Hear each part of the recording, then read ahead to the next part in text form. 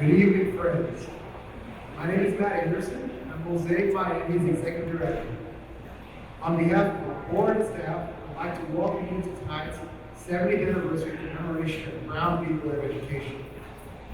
Tonight is an opportunity for us to reflect on a landmark case and honor the legacy of Black mothers, fathers, grandparents, educators, activists, and faith leaders who encouraged, guided, motivated, and guarded their children during an ugly time in history. They did not give up on equal resources and a seat at the table accompanied by collective, impactful voice. We are in the perfect location to do so as we are joined together at the former home of St. Mary's Missionary Baptist Church, the first Black church in Coral Gables, and a center for faith and justice in our community for a lot of Miami's history. We're thankful to the Sanctuary Arts for hosting us tonight. For those of you who've never heard of Mosaic Miami, we've been doing hard work in bridge building and creating safe places for dialogue and common ground in our community for almost 90 years.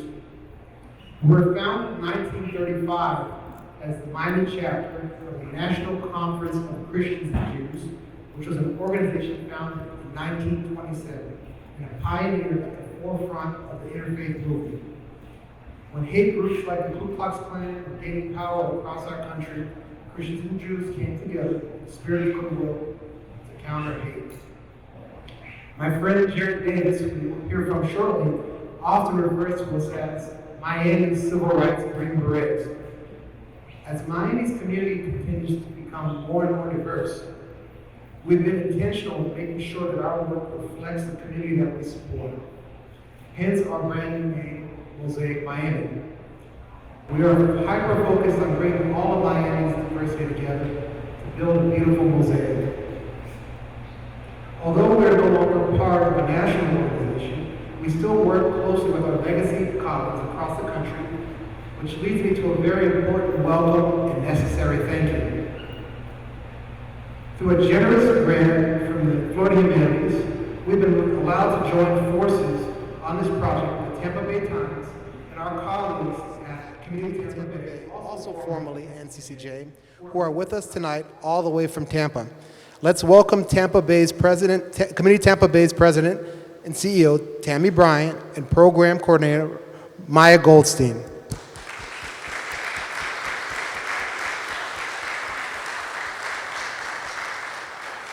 Also with us tonight is our District 9 School Board member, Luisa Santos, who we're so lucky to have in this community. Thank you, Luisa. Before we get into our panel discussion, there are a couple things that we have to do. First, I'd like to start by welcoming my friend, mentor, and one of our community pillars, Dr. Walter T. Richardson, to open us up in prayer with our invocation. Dr. Richardson.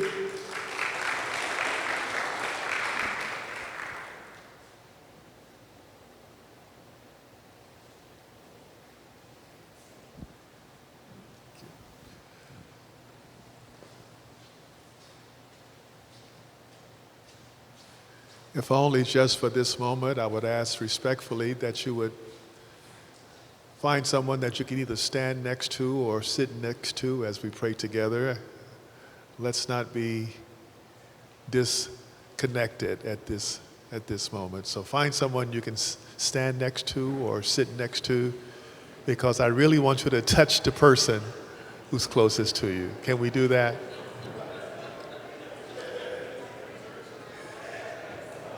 Is everyone here able to stand?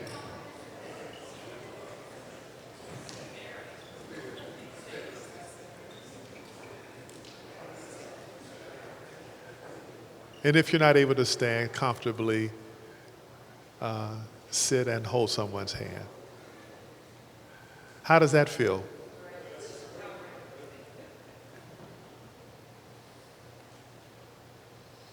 Gracious God, here we are. We're Christians, we're Jews, we're Muslims, we're males, we're females, we're straight, we're gay. We're Republicans, we're Democrats, we're independents, but we're together. What a blessing. For where conversations begin, typically changes take place. So thank you for allowing us to be in the same place, in the same space, so that as the prophet Isaiah said, we can reason together. We pray your blessings on this gathering, that our coming together will have impact, and that our lives will be better, if only slightly, because we shared this space and this place with these our friends. Thank you for allowing us to experience the Brown versus Board of Education in 1954. And we can reflect and remember what happened during those years. You've brought us a long way. But God, as we look forward to days to come, we're still separate, we're still unequal. Give us answers. Give us clarity on how we should go forth. Because you created us each one separately but equal. Thank you for being a gift to us. Allow us in return to be a gift to you. We pray this in your wonderful name. Amen. Thank you.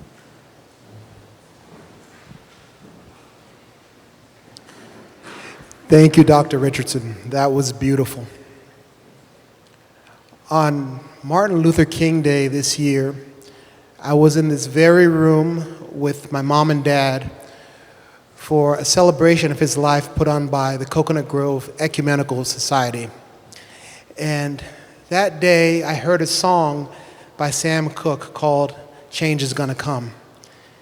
And after that day, I couldn't stop playing that song over and over again. And it moved me in a lot of ways that helped to inspire me during this really complicated time.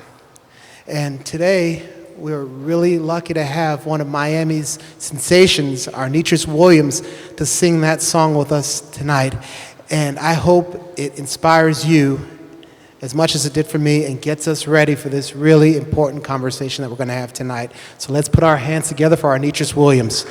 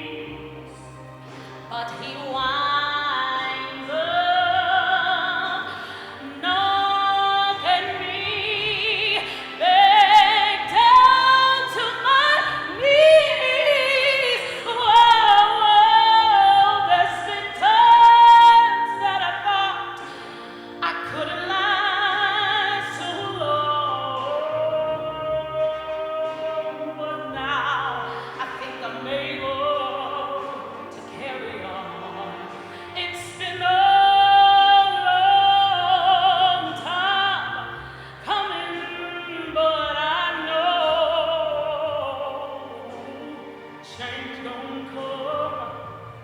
Oh, yes, it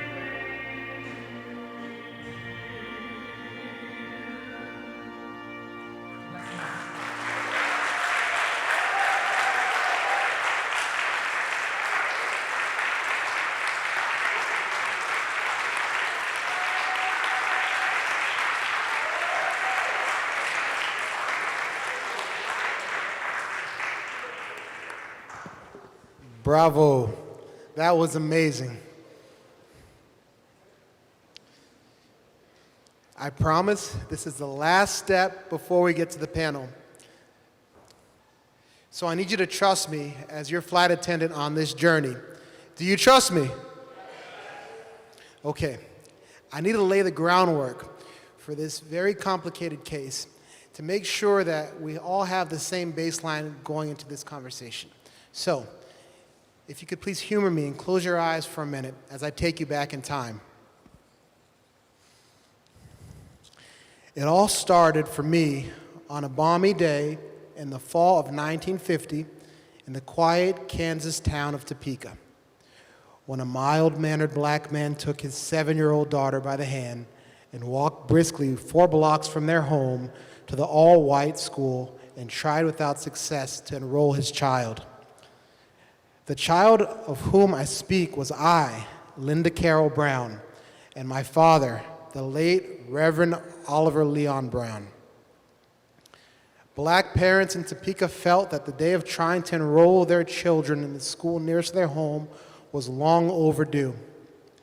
Many were the evenings my father would arrive home to find my mother almost in tears because I would get halfway to the school bus stop, which was a 7-block walk from my home.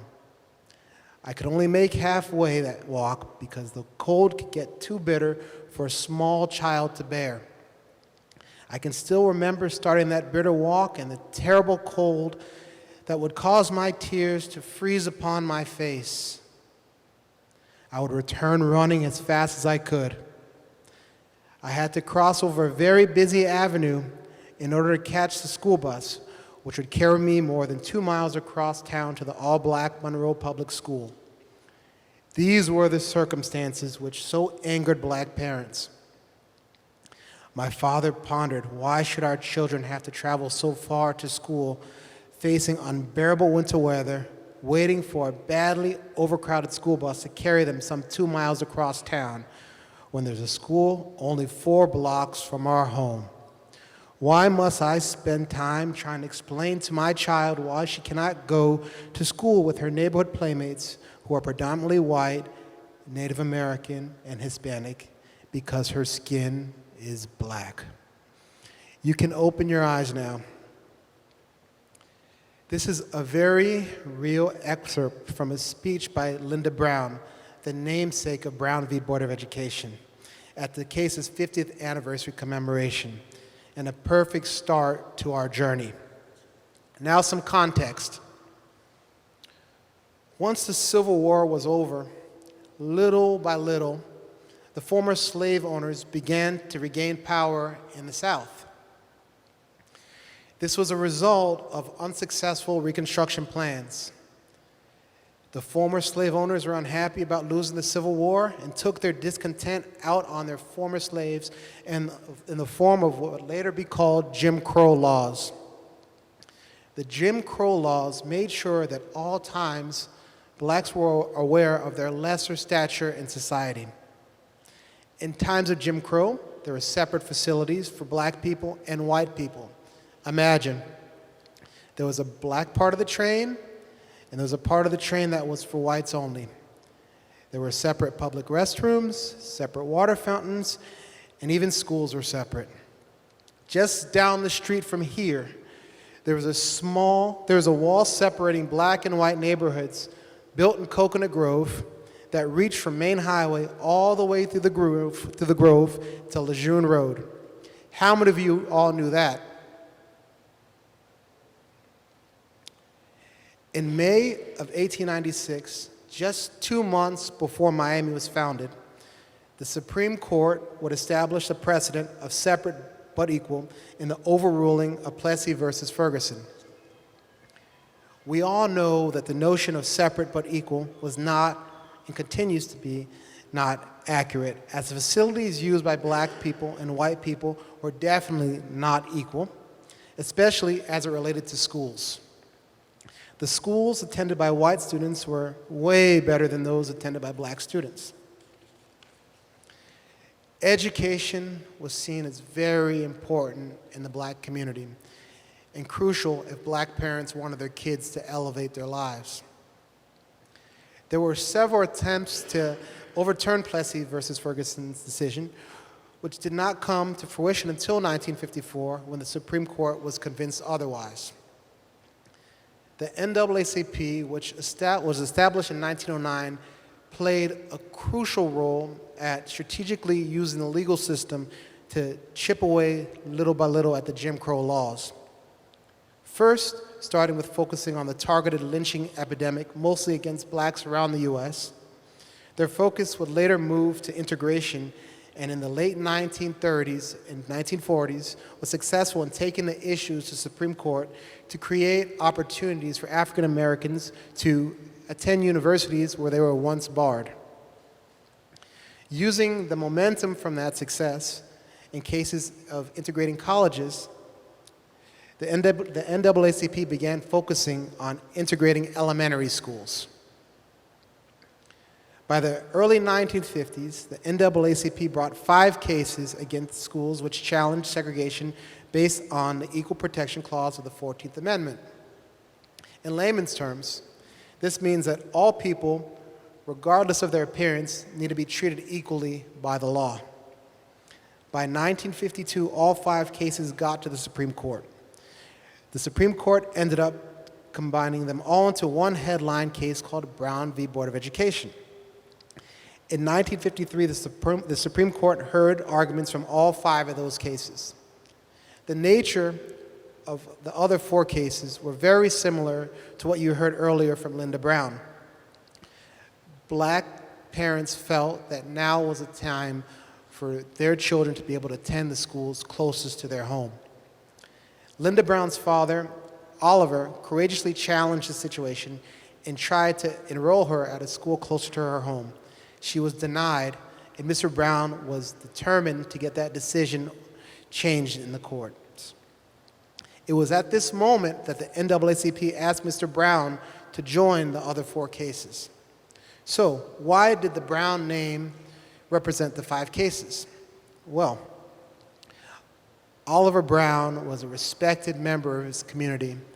He was a man of God and a pastor.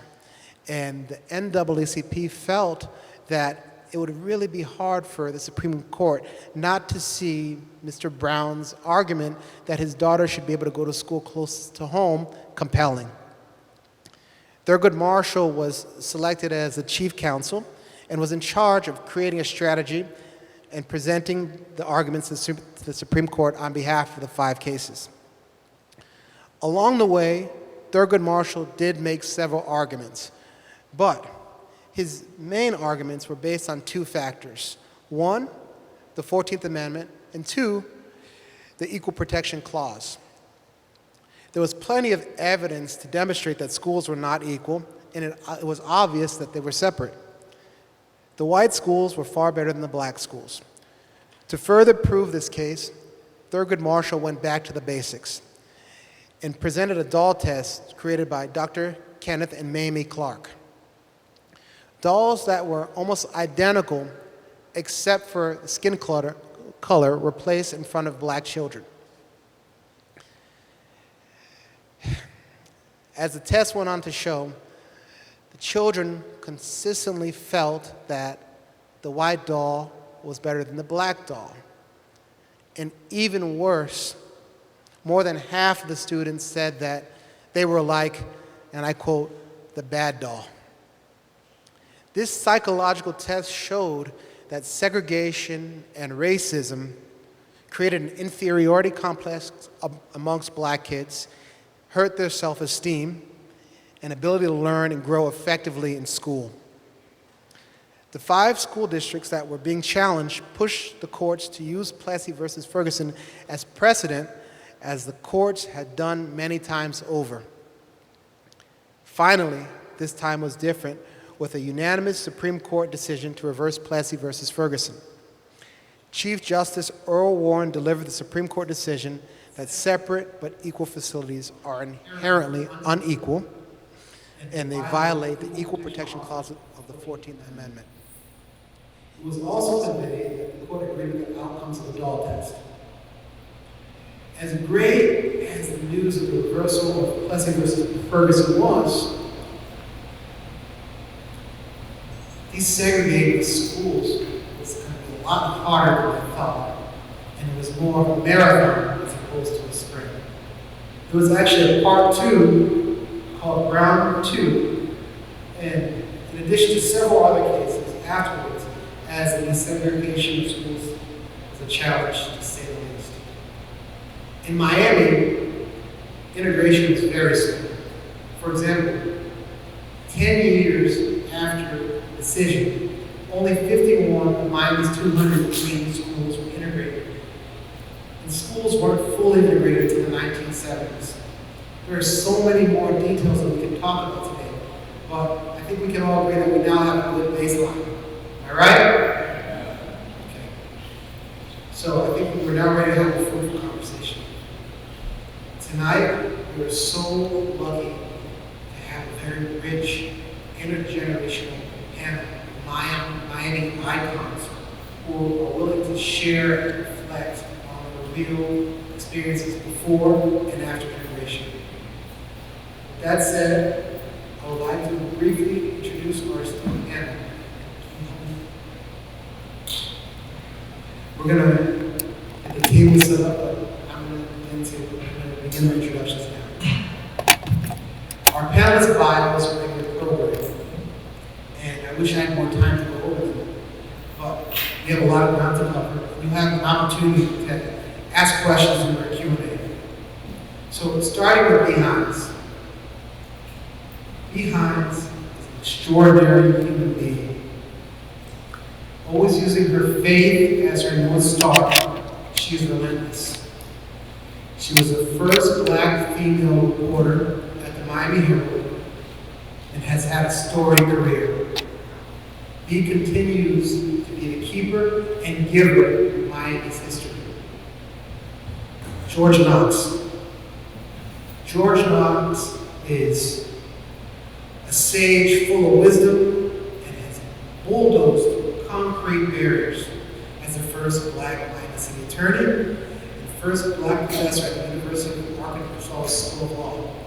He's a legal expert, educator, power broker, and he has helped shape the city and create so many opportunities for others. Jared Davis. Jared is not only one of the most successful attorneys in this town. Jared doesn't take his seat at the table for granted. And he makes sure that others who aren't necessarily accustomed to being at the table have the support to be set up for success. And Jared is always there as it relates to giving back. So with that said, I'd like to bring our panelists up for a great conversation. By the time the Brown decision was made, you were already in high school and experienced segregated schools the whole time you were in school. Please reflect on what it was like being educated in your formative years in a segregated climate, and what was it like when the decision was made? Thank you. Please excuse me, I'm a little hoarse, but I'm healthy. Looking back, I was 16 years old, and in the 10th grade at Booker T. Washington Junior Senior High School in Overtown when we learned about the decision. And I can remember the day that the Miami Herald sent a white photographer, because it had to be white photographers back then in the paper, out to the school to interview 4 students to get their opinion of how they felt about the decision. And I was not one of them, but our student council president at the time was the late, great T. Stewart Greer. He was our student council president, and he was in the 12th grade. And there were 3 other members of the student council on that panel. And he asked them to read the declaration as he took their picture. And then he went to a white school and he interviewed 4 white students and the same questions. So when the paper came out the next day, the black students, we made the front page of the Miami Herald, but we were all looking at them like this. And the white students were looking up in the camera and smiling. It was that old myth that blacks couldn't look white people in the face. And we were stupid and we were ignorant. And these were some incidents that T. Stewart went on to be one of the top administrators in the Dade County school system. He was the interim, at one time, the interim superintendent. He really should have been the superintendent, but his time hadn't come and he was born out before his time. And so these are the kind of people, and I never shall forget, our principal was so angry at, he called an assembly, and I can still see Professor Williams, Charles Williams, pacing up and down the auditorium aisles. He was so angry, and T, in his gentle way, explained what had happened. But there is a God. Fast forward many years later, and I'm now a reporter at the Miami Herald. And guess who has to go out with me on assignments? That same photographer. But I have regret that I never talked to him about that. He did not know that I knew who he was and what he had done. But he was always pleasant with me and kind. And I think he just didn't know how to take me. But anyway, back to when I was in school, we had our own world, so to speak. We knew there was Jim Crow. We knew there was segregation. We knew our schools were different. But the white teachers at that time could not touch our black teachers. They taught us everything from the ABCs to calculus. Of course, I didn't go to calculus. I couldn't deal with that. I got as far as algebra and geometry, and that was enough. I didn't think I would ever need to use that, so I didn't want to know. Well, anyway, we had those teachers who taught us to reach for the stars, even though it looked like a dim outside. And so, although we were separate, we didn't really feel the edge of the knife because of the teachers that we had and the principals in our schools and our parents. And so at that time, when I was attending high school at Booker T. Washington High School, that was the center of the black community, that school. We had entertainers who came there. We had top-notch plays on the stage of Booker T. Washington High School. When we had our scenes in the spotlight, it could have gone on Broadway because it ran like 2 or 3 days because all the neighbors in the community were going to come see it. And so we were shielded from a lot of the pain that some of the rural schools, black schools, had to endure. Yes, I rode the bus from Liberty City to Old Town because it was my choice. I could have walked to Dorsey High School, but I wanted to attend Booker T. Washington High School, and so my mother allowed me to do that. So it was a bad time, and sometimes it was the best of times, but it was the worst of times also. It was the best of times because we knew that we were living on the edge of a change. Change was coming. And we knew that if we were prepared, that we could do anything that we wanted to do. It would be hard. But our teachers didn't let us know it was hard. They never told us it was going to be hard. They said, you can do this. Reach for the stars, and maybe you might fall on the moon. And we believed them. And so that's why many of our people, when things look so tough, I've got classmates who were surgeons and judges. And one of my classmates, John Glover, who was a year behind me in high school, was the top black man in the FBI. We came out from that same era, He graduated in 56, 7, and I graduated in 56. So things were tough. But we didn't feel the toughness. When I really felt the toughness was when I graduated high school and I had to go to work in the real world. And I began to really feel what it was like. But yes, we had separate books. We knew that I never had a brand new textbook because we got the books from the white schools. They were passed down to us. But our teacher said, it's okay. It's not okay, but it's okay. You're going to learn from these secondhand books. And that's what we did. They taught us to grab whatever we could and to hang on to it and to grow. I'm so indebted to all those wonderful teachers and our parents who did that for us. Thank you, Dean.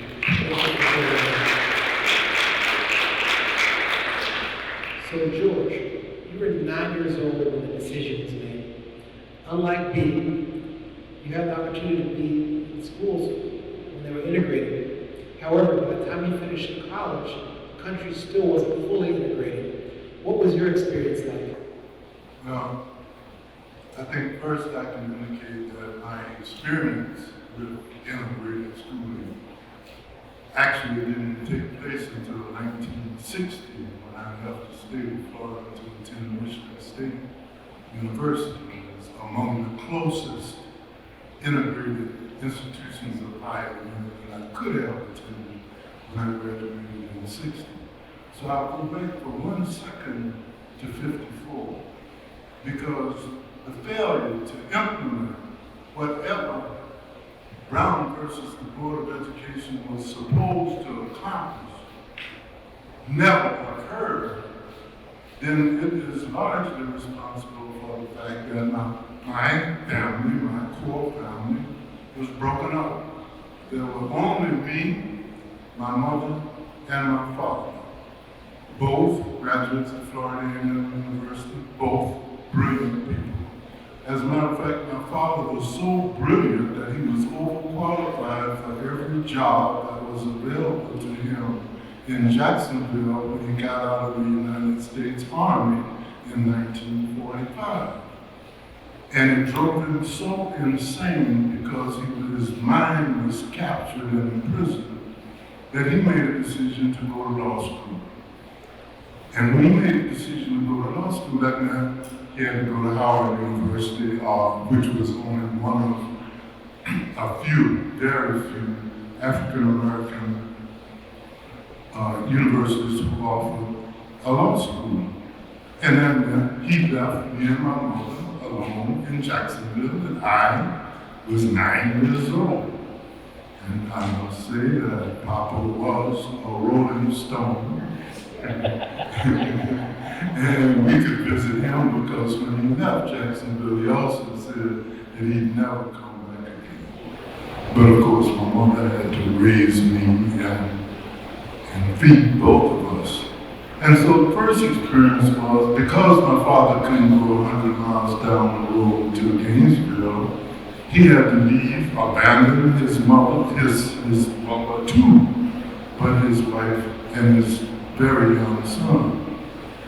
And so by the time 1958 came around, no implementation of Brown versus the Board of Education, and my single mother, who was a school teacher, wanted to get a graduate degree so that she could advance in the school system. Now, the closest graduate school for her to obtain a master's degree was also north of the Mason-Dixon line, if you will. And she could only go in the summertime because she had to work.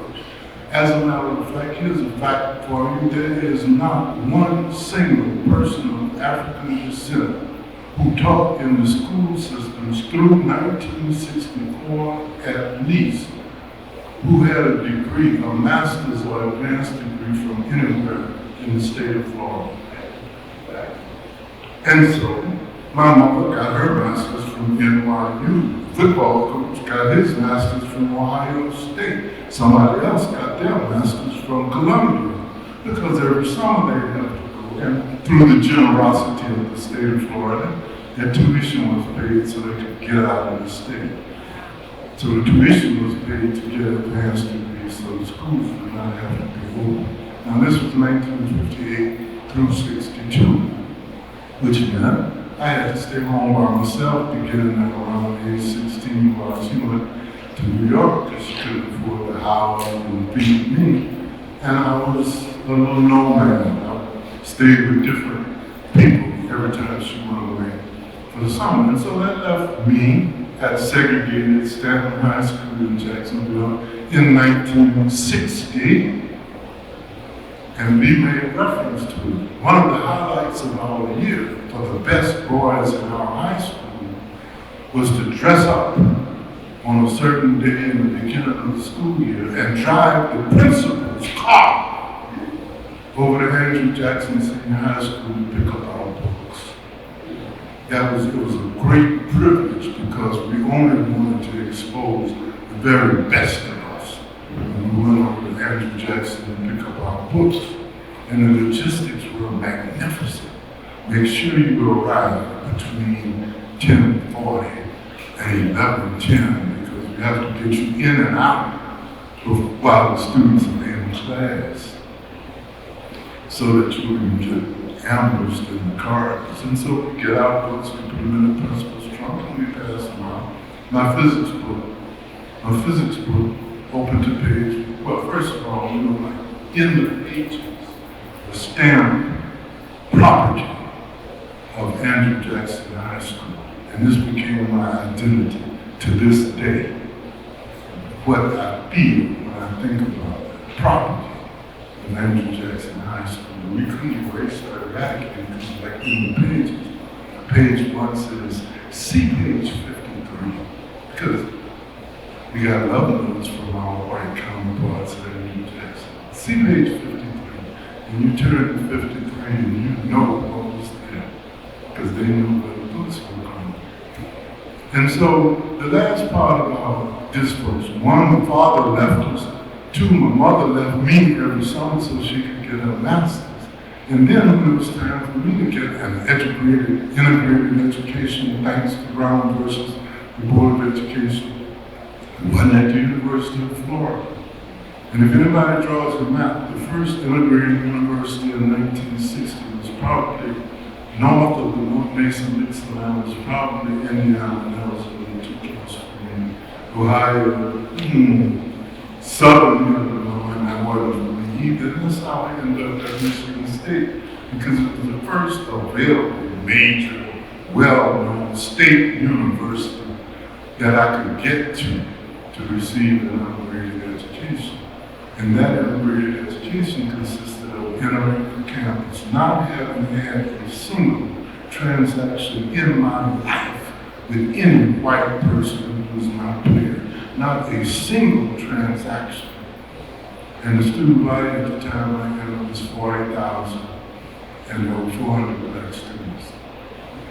And so, we'll talk more about that, but this is the failure to implement and the intentions that were behind that failure to implement that effectively, I believe I've made a case for destroying so many families, and mine was socioeconomically correct. Or that would be it. Thank you, George.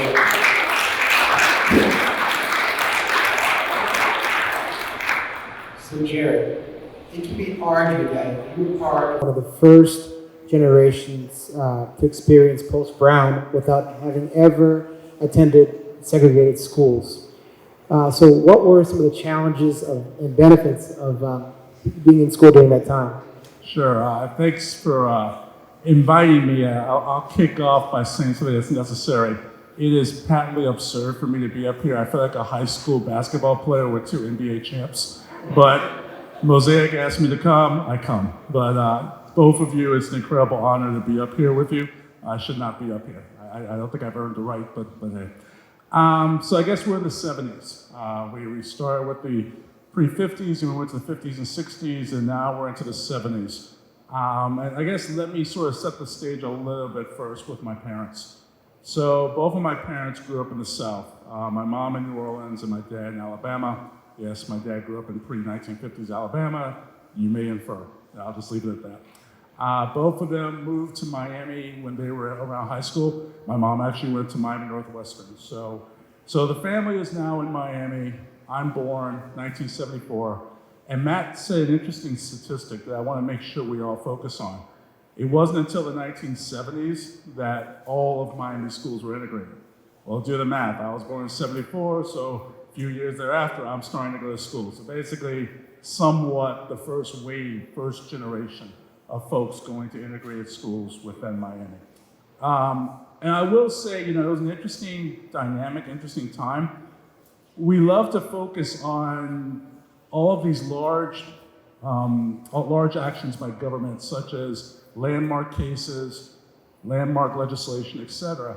And then we forget that at the end of the day, it's actual human beings. And the reason I mentioned that is my experience was people trying to figure all this out. From the beginning, my parents enrolled me in integrated schools. My family started in the Liberty City, Alabama area, but shortly thereafter I was born, a couple of years thereafter, we moved down south to Kendall, basically. So you have to understand Kendall back then. These first wave of integrated schools, the schools I went to had tremendous, it was actually interesting, tremendous African-American population, but also tremendous white population, not as much Latino as you can imagine. So it was more of the traditional, what people call the black-white binary, so to speak. But all of these folks here, all of these parents raising their kids, whether it be black, white, etc., were figuring this out from the beginning, especially in Kendall, which was sort of the Wild West back then. And so you have these parents who are like, well, integrated school, and you have a black friend named Jared, that's great, etc. But it felt more like disorientation than anything else. Less so animus than disorientation.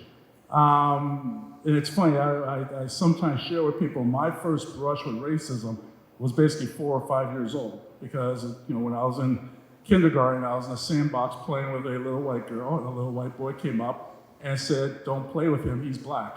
Probably came from his parents, and they ran off. And so I go home that day, tell my mom what happened. And the funny thing is, the biggest item I focused on was the inaccuracy of the statement. I said, I'm brown, I'm not black. What is she talking about? And so you can imagine my parents are sitting there having to explain, the weird vocabulary that racism and culture brings. They're like, well, you're part of the black race, but yes, your skin is brown. I'm like, look, I got an A+ in colors. I know how this works. I'm brown, okay? And so, and that began it all in terms of what we like to call these days microaggressions. I would say the biggest dynamic, and this is obviously going to be very unique to me in growing up in integrated schools, et cetera, as you can see, I'm a 6'8" black man, yeah? What really impacted me was, by far, I want to be clear, it was not all white teachers, but there were a number of white teachers who assumed I couldn't keep up with the studies. I was a big kid. I've been a big kid since almost day one. I was a normal-sized baby, thank God for my mom. But there was a growth spurt that kicked in around preschool, kindergarten, et cetera. So always the biggest kid in the class, and there were a ton of assumptions made. I was lucky in that the black teachers always encouraged me, et cetera, but a number of the white teachers would call special meetings with my parents and say, we think you're pushing them too hard. Is that possible that you're pushing them? Mind you, I was beating all the white kids in all the exams, everything. It was a weird assumption, and I was one of the lucky ones in that my parents fought back. And my mom and dad said, what are you smoking, basically? Like, we have his exams. He's getting A+ around the clock. He was struggling. We could see what you're talking about. This makes no sense. So like, no, we're going to leave him in your class, and he's probably going to get the top grade because we're going to help him. And so it's really assumptions. That was what being in the first wave, because I had a number of friends who would tell me they had never met an African American before. A number of friends tell me they had never met a Jewish American before. I mean, things like that. Now, what shocked me is when I got to college and I met people from Middle America, who went to my college and said the same thing by that time. I was like, look, I could see when I'm at 5, 6, 7, but for God's sake, you're 20. But that really was that dynamic of being a first wave of integration. Now, I will tell you, I gave the negative, now I'll give the positive. And it's funny because Brown focused on a lot of things. Brown focused on the quality of schools as well as the self-validation aspect of it. I'm going to talk about both of those. In terms of the quality of schools, it's so variable because Miami was a relatively young town back then, so one could argue youngness brings resources sometimes. My mom went to Miami Northwestern. Everything she described, I mean, I've met her teachers, I've seen the curriculum. It was pretty rigorous. So in terms of quality of school, even though she went to a segregated school, that wasn't the case. Now, if you're talking Topeka, Kansas, and it's segregated, that might be a different experience. What I will say is, from a validation point of view, being in an integrated school and knowing from day one I was able to go toe to toe with white kids was incredibly self-fulfilling.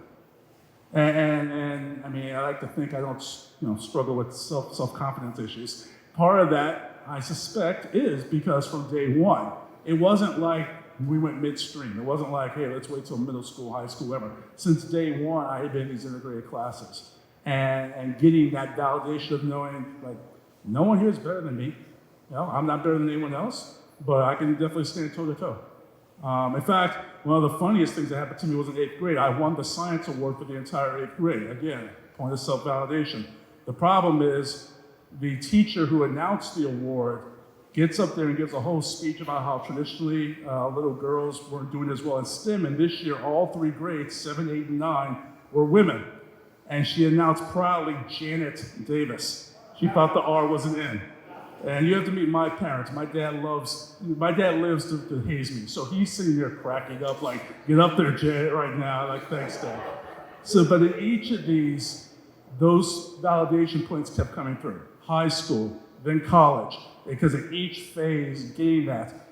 And then the second part of that would be, I'm just gonna call it networking, but it's a weird term to use for elementary school. But it's the fact that you're mingling with different cultures since day one, so that you don't have that proverbial culture shock. One of the things we talk about the most, and I do a lot of this with my associates at my law firm, I do a lot of this in the community. I'm convinced that one of the biggest impediments to us, being minorities, historically marginalized people, is more on the soft skills side than the hard skills. I mean, hard skills, it depends on what school you go to, et cetera, we can talk about that. But the soft skills, and what I mean by that is how you are interacting with people, how you understand them as well as they understand you, how you understand their culture. If you're meeting a Jewish person for the first time and they're celebrating a high holiday and you have a shocked look in your face, that's perfectly fine, but there's gonna be a catch-up as a consequence. If you're with a Muslim student and you're going to an iftar dinner for the first time as an adult, then there's gonna be a catch-up to that. And there's a delay in terms of how much you can fulfill your destiny in that. And so the other aspect of going to integrated school since day one on the benefits side was the fact that I've had zero culture shock because my entire life I've been around every culture there is. I mean, I always tell my parents I feel blessed. I have African-American parents from the South, so I'm deeply ingrained in my own history, and I know it extraordinarily well. But I know, sounds incredibly arrogant to say, I have a working knowledge of the history, beliefs, cultures, et cetera, of every culture beyond that. And that's a powerful thing. And so to me, the power of integration is A, that point of self-validation, and B, being able to operate in this world, frankly. One of the things I always tell people is if I had my way, I would mandate everyone travel. Mandate everyone travel for 1 or 2 weeks, whatever the budget can allow for it. Because the more you travel in this world, the more a lot of your misconceptions tend to go away, and you begin to develop a comfort zone. I know this will sound corny. I've been all over this globe many times. You see all the commonalities, and you see that 90% were all common. And a lot of the baggage that ridiculous people carry around with them goes away super fast. I saw integration in the same way. That if you should have seen, my parents are crazy.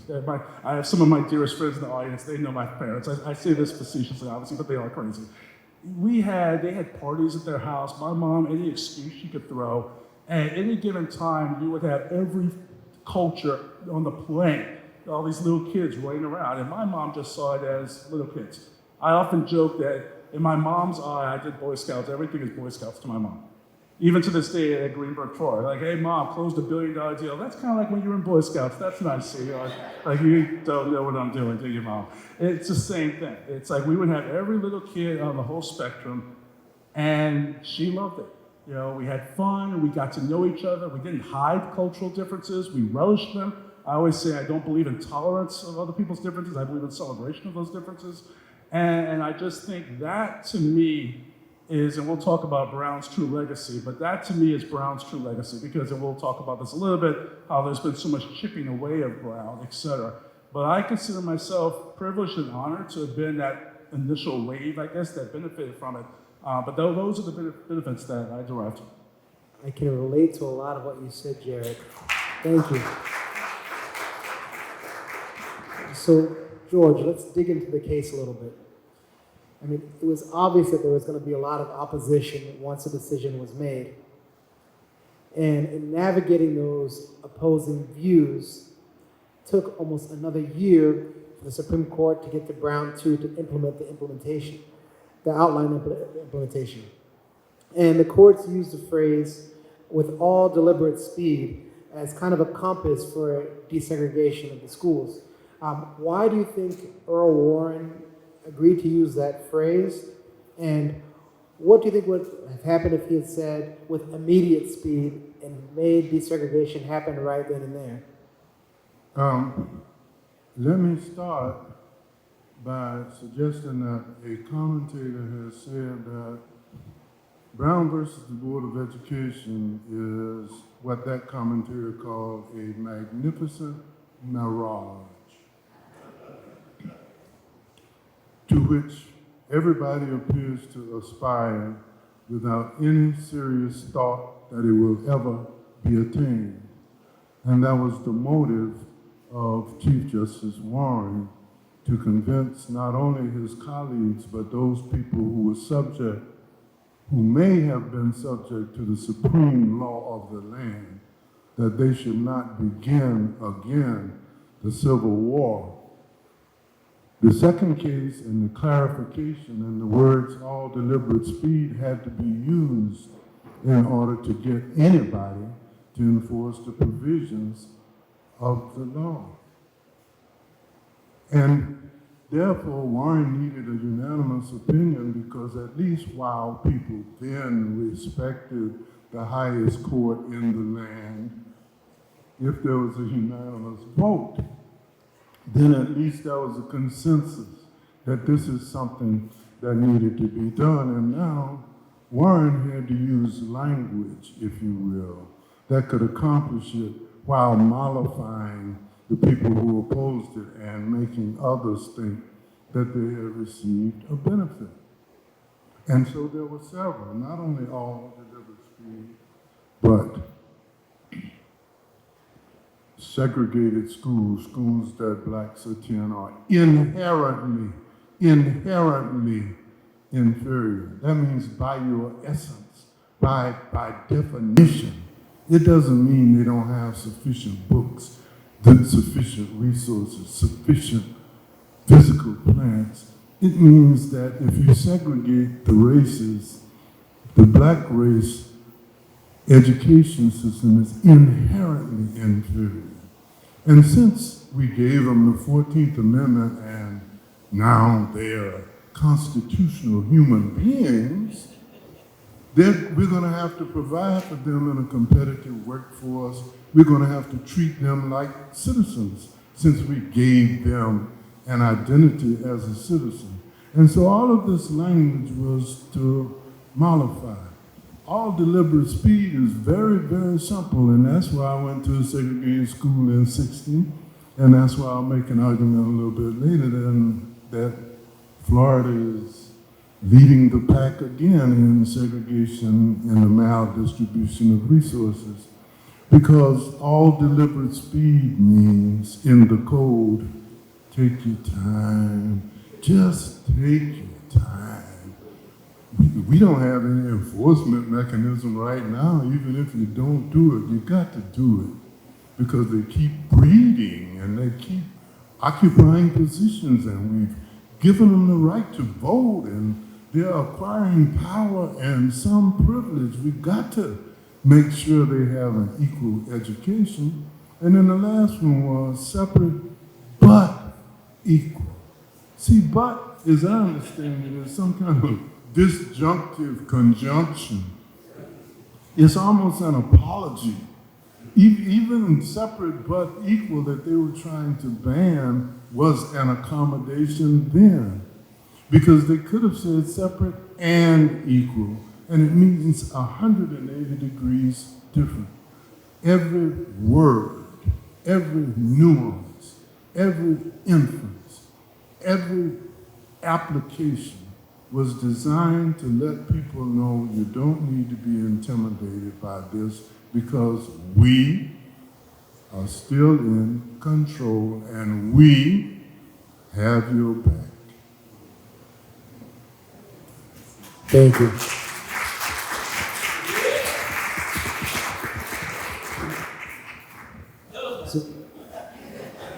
So B, we know it was a long road to desegregation in Miami, and it took 5 years for the first white school to be integrated, Orchard Villa. And it was through courageous people like Father Theodore Gibson and Athlete Range that made that possible. Can you talk about how they took the lead in making this happen and the kind of challenges they faced along the way? First of all, Father Gibson was an outspoken, wonderful, crazy man who didn't seem to have any fear. And by the time they started, he and Mrs. Range worked together to send her youngest son to Orchard Villa Elementary School. Father Gibson had already done wade-ins and sit-ins and golf-ins and all kinds of ins to open doors for black people. So he was not afraid. And then again, in some of the rural southern towns, when they were trying to integrate schools and get people out to vote, a lot of the black people were afraid because they would lose their jobs. But Mrs. Range and her husband had their own business, and they were not afraid. She didn't worry about somebody firing her because she was trying to enroll her son in Orchard Villa Elementary School. And so a tiny woman, I don't know if any of you knew Mrs. Range, a tiny woman, but she stood 7 feet tall. She was unafraid of anyone and anything. And I can remember the day when she took her son. And we knew when I was going to school, we knew that the schools would not be integrated in our time in school. We knew that it was all deliberate speed, was like you said, George, take your time. And that's what was happening. They were taking their times. But Mrs. Range stood fiercely and strong and insisted that her child be enrolled in Orchard Villa Elementary School. And when the black community saw how fearless she was, we rallied, or they rallied behind her, because I was not, at that time, I guess I was old enough to do something. It was in 1968, wasn't it? 68. I got married in 58, so I was a mother, and my children were going to segregated schools. So yes, I was very happy to see Mrs. Range stand up and take a stand for her son to go to Orchard Villa. And one of the things I was always amazed at, how did our people know? How did they know that they could do this, that things would change? What gave them the fight that they had in them? And when I think about it, many of them came from places like my mother came from Plant City, Florida. Or like I was born in Williston, Florida. Thank God my mother took me out when she ran away, from Williston, because who knows what I would have become. And so they knew that there was some change, as the song said, change was coming. And in their own way, they had to prepare each other and their children for that change. And I don't know how afraid Mrs. Range's little boy was when she took him by the hand that day. But I can imagine that he wasn't afraid, because he knew who his mother was, and he knew who was standing with her. In fact, the whole black community was standing with Mrs. Range. I just saw some pictures, some old pictures in the paper with Mrs. Range standing on the property of Orchard Villa Elementary School with her child. And I just think, that took some nerve. That took some nerve, and it took It took some faith, and it took some being prepared, and it took some all-night meetings when some people were sleeping, and Mr. Father Gibson and some other people were in rooms, in smoke-filled rooms, talking about the strategies that they were going to take. And I thank God for Mrs. Range for stepping up as a young black mother. In fact, her two older children and I graduated from high school together. We were in the same class.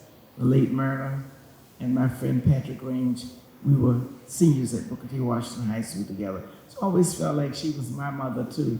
I always felt like she was fighting not only for me, for her child, but for my children. Father Gibson, as I said, had been kind of a man who was not afraid. He would stand up in anybody's face and he would tell you just how he felt. His blackness didn't matter to him. He flaunted it in everybody's face. And I was always so proud of him and the way he did things and the way he worked for the black community to come together. He wasn't afraid when it was time to integrate the beaches. He wasn't afraid he and Garth Reeves and Dr. Brown, Dr. John O. Brown, they were not afraid to go and wade into that beach and have the police officers pull them out of the water. They were not afraid. And so one victory helped them to overcome, to obtain another victory. And the next victory after they were wading in the pools and going on golf courses was to integrate the schools. And they did it with dignity and with pride and with determination. And it wasn't with all deliberate speed, it was with immediate speed. But one of the things that happened with black schools when integration came to town was that our institutions, like Booker T. Washington Junior Senior High School, was no longer a senior high school, but it was a junior high school. This fine institution that we used to call Booker T. Washington University, because of the kind of teaching that we got from us, was now cut back. And they took all of our good teachers, our best teachers, and sent them to white schools. And so we got the young people who were just coming out of college, who didn't have much experience, who later would become great teachers, but they were not at that time.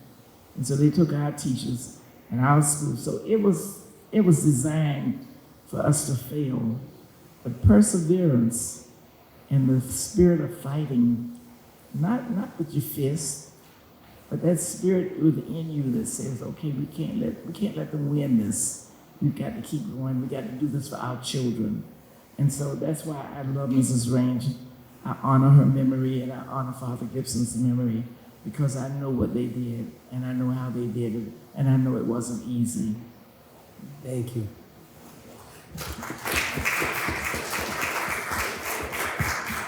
So this question is for all three panelists, and then we'll open it up for Q&A. So how can we make sure that the Brown decision today in 2024 isn't a magnificent mirage, and make sure that we really do what we have to do to fulfill its promise?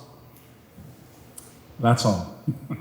So let's level set. There have been efforts, intentional and non-intentional, I guess, to chip away at Brown, both on the part of certain officials, but also on the part of individual parents who object to it, so they go with homeschooling, for whatever you want to call it, parental choice, etc., or just good old-fashioned white flight.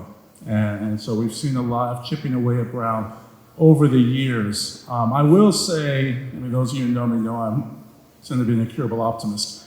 To me, Brown's true legacy was the awareness that this works. That as much as people like to fearmonger and say, putting us together is a disaster, et cetera, I think if you poll the majority of this country, who knows these days, the country is so split, but I like to think the majority of the country, people do believe that these kind of forums take our society to the next level. And they believe that it's good that their children go to schools with people from various backgrounds, and that it's not negative. And so the question is, how do you empower those? We live in a society now that consists of buckets. there really isn't one, I mean, you hear this all the time, one United States of America. It is literally pockets of ideology, pockets of background, etc. And fortunately, there is large pockets of people who think the way that we're talking right now. It may be, at least in the short term, you have to empower those pockets. I mean, I like to think Miami-Dade County is one of those pockets, all the large cities. You know, so we talk about red states, blue states, but it's pretty much red states where if they have a major metropolitan area, it's a blue metropolitan area every single time. I mean, Texas may be a red state, but Houston, Austin, Dallas are radioactive blue. You know, Florida may be a purple state, wherever the heck we are these days. Miami-Dade County is radioactive blue. And I'm not trying to get political, I'm just using that as a proxy for folks who, you know, agree with integration. And so it may be that you have to sort of focus your firepower on those major metropolitan areas, and to the extent someone in a more rural area, et cetera, wants to bend over backwards to undo ground and have their kids do that, I would say your children will be at an extraordinary disadvantage in the 21st century. I would hope you wouldn't do that to your own kids, but I'd rather focus the firepower on those large buckets of people who do believe in pluralism, who do believe in extending the arm, and who do believe in working together and integrate. And then once you get into that, then you can get into, I think the bigger debate is how do you get the resources you need? Because since folks had that divide and did the flight, you have a depleting of resources. I mean, it's not, we have our school board member, Luisa Santos here, she'll tell you it's not hard math. The more people who leave, if you deplete a tax base, it's less resources for the schools that are there, especially if we're talking the public school system, charter school system, et cetera. And so we have to get into, you mentioned how at Booker T, et cetera, you know, how do we do with housing costs? How do we house teachers? Right now, we're not paying our teachers enough. And so you can say all you like that Brown is powerful, that Brown should be defended, but when the rubber hits the road, if we're not giving the resources and we can't get top teachers who want to be there to provide the assistance to those students, it's going to be a problem. Do we have top principals? You know, are we providing for them? These are the issues that I think that we should focus on the most. And the final thing I'll say is I'm a massive fan of the nonprofit community. I think one of the smartest things that our school system did, Miami-Dade County Public School, was to partner up with various nonprofits, whether it be City Year, College Summit, Posse, I mean, Teach for America. I mean, there's a whole litany of them. But I'm a big fan of leveraging those nonprofits to bring those resources to those areas that need as a supplement to counter flight, whatever you want to call it out there.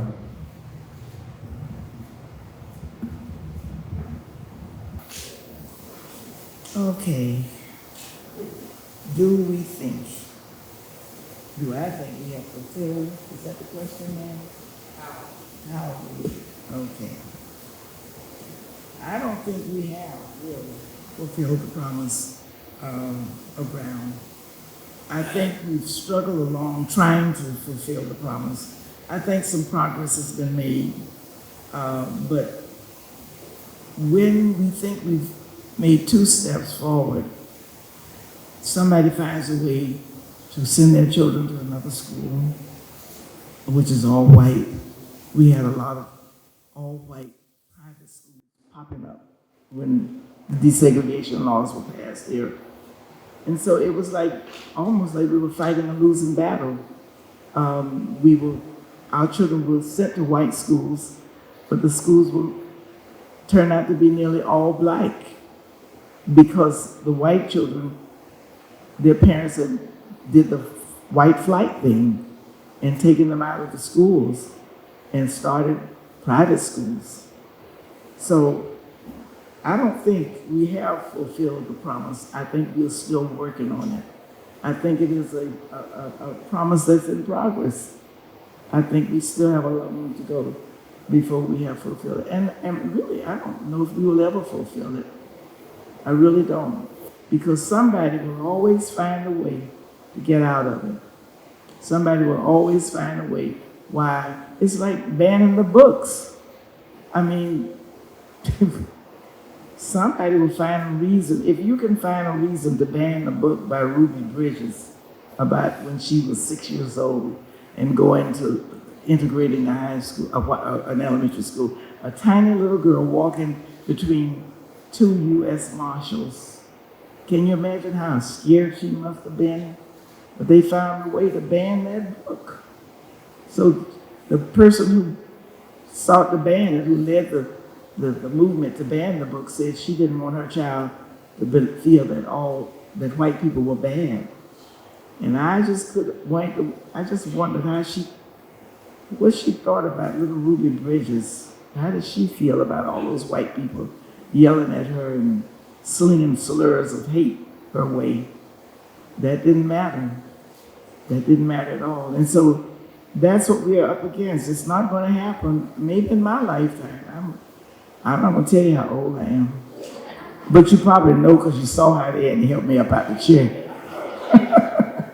But anyway, I'm not sure that I'll live to see the day when we have accomplished what Brown tried to do for this nation. I don't know. I would love to be able to see that day come, but I'm not sure I will, because it's a constant struggle. Each person's got to fight within themselves. We got to know that this is the right thing to do, that people should be equal. We should be able to educate our children equally.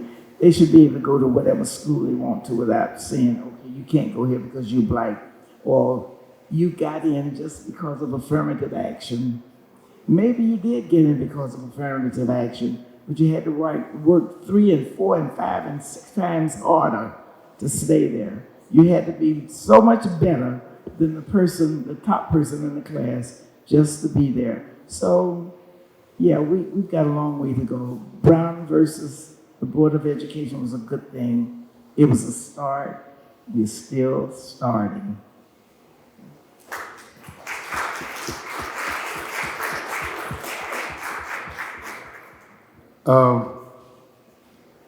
So let me answer the question about whether or not the promise of Brown has been fulfilled by asking you to tell me if the promise of Brown has been fulfilled in the state of Florida as of today.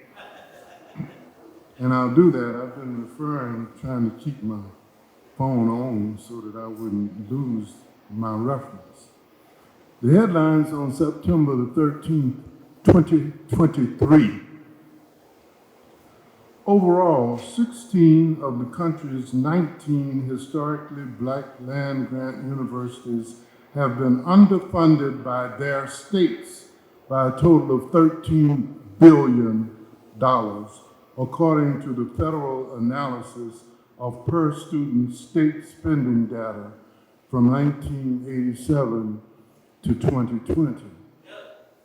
On September 16, 2023, the governor of the state of Florida received his copy of a joint letter that was sent to the 16 governors whose states had underfunded historically black universities to the tune of $13 billion, informing the state of Florida that the state of Florida had underfunded Florida Agricultural and Mechanical University by the sum of $1.94 billion. And on October 6th, bear with me because I don't know how to keep my phone. I say I can keep hope alive, but I can't keep my phone alive. I want to read the response from the Chancellor of the state of Florida. Essentially, I can't find it. But what he said was, I received your letter that suggests that the state of Florida has underfunded Florida A&M University by $1.97 million. It was, I have received your letter. I have received your letter. It was a clever attempt at getting headlines, and it does not reflect the current situation under the administration of the present governor. Now, did they respond to the fact that the state of Florida had underfunded FAMU by $1.97 billion? Darling, I got your letter. I got your letter, but that ain't the way we've been rolling since 2019. Because under our governor's administration, the fact is that Florida A&M has received its proportionate share, and as a matter of fact, we've gone over and beyond. And because of the commitment of the state, Florida A&M is now among the 100 greatest universities in the country. Graduation rate is 58% above the average, 40% above the average of the HBCUs, and we're building a dorm for 200 and 700 new rooms for $250 million. Didn't say anything about laboratories and other facilities. But the point is, what happened to the 1.94 billion that went somewhere else from 1987 to 2020? And this gives rise to the questions of all deliberate speed. It gives rise to the question of how come? What is your assessment of the definition of inferiority for an HBCU when you do the same thing to it that you did to make the schools inferior when you decided you had to fix it with Brown versus the Board of Education? Same deal. We underfund you. We don't provide you facilities. We give you secondhand books if at all. Okay? We don't pay you teachers. And so, has there been any change in the manner and attitude about the distribution of public funds to separate schools in order to make them equal? And the truth may be, and then we don't give a toot whether we integrate or not, for so long as we are part of an integrated society that does not deny us any access to any other resources that may be available to all of the citizens. So I apologize to somebody for something. Thank you.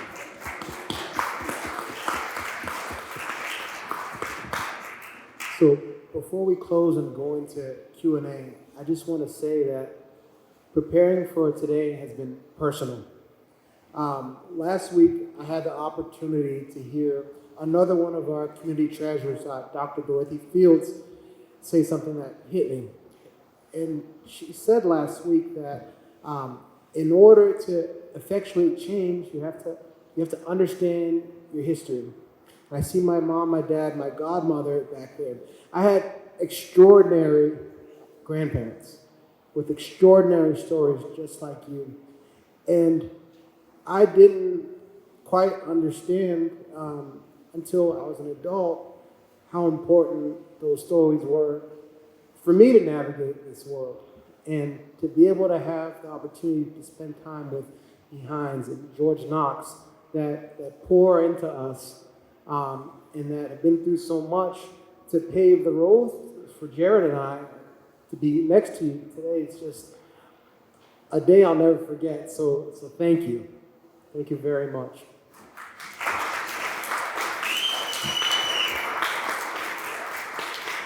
So I'd like to open up for some Q&A. We'll pass around the mic. Thanks, Matt. I'd like to thank the panelists for sharing their stories with us this evening. I mostly related, I think, to Jared's comments. I'm a native Miamian. I went to public schools, and I graduated from Miami Edison Senior High in 1970, a fully integrated high school. And I got to tell you, I'm a better person for that.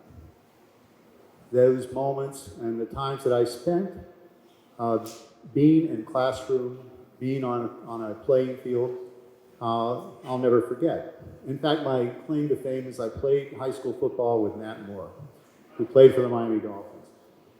I'm thinking, this is the first time I've reflected on those days in many, many years from hearing these stories. And now, in reflecting on those ideas and the information that you have brought to the table, I got to tell you, there were black students in my high school. I didn't go to school I had maybe one class with a black student. The black students were with the other black students in other classrooms. It was integrated, but it wasn't integrated. So I understand the struggle. It's real. And, for myself, my kids grew up going to schools here in Miami.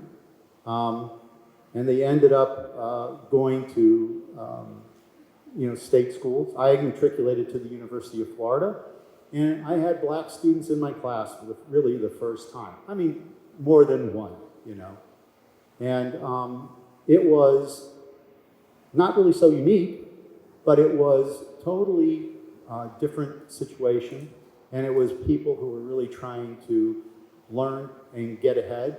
And I believe that if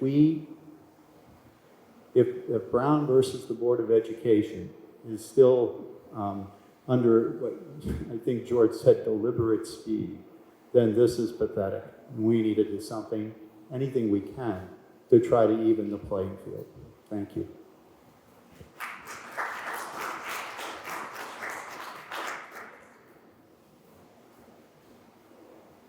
Thank you all for this event and for making yourselves available to share your stories with us and your insight. I'm wondering as I sit here, and I'm a product of both small church schools as well as a public school system here in Miami-Dade County. Having said all that, I'm still very involved. I have kids in high school right now, a senior and a 10th grader. And when I speak with my friends, the conversation seems to focus on class and resources.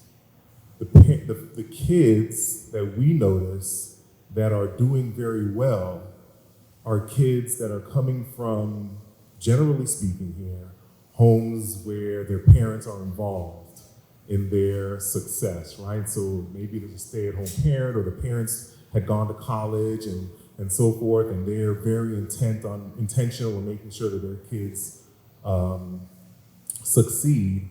And the children that come from more economically disadvantaged backgrounds, and maybe parents that are first-generation Americans and have not navigated going to college and SAT tests and so forth, they're faring not as well as the others.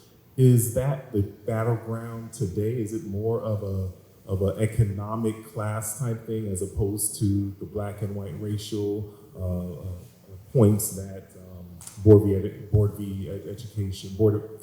v. Board of Education stands for?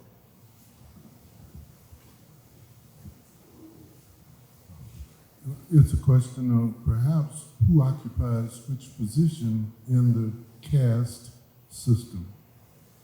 And so, again, this is the beauty of words, because it's not based upon race, it's based upon demographics, it's based upon household income. But to whom do these filters apply in large measure? Northwestern High School is not more fully integrated because of where it sits and who lives within the feeder pattern.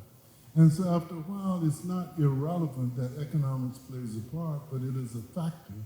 And there are those cynics perhaps who say, but there's always an ultimate bottom line that appears to separate, no matter how anybody else might want to define it. And you define it in a way just like Chief Justice Warren did.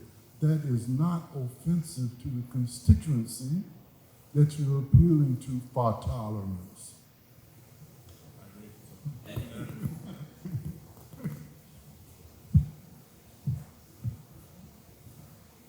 Good evening.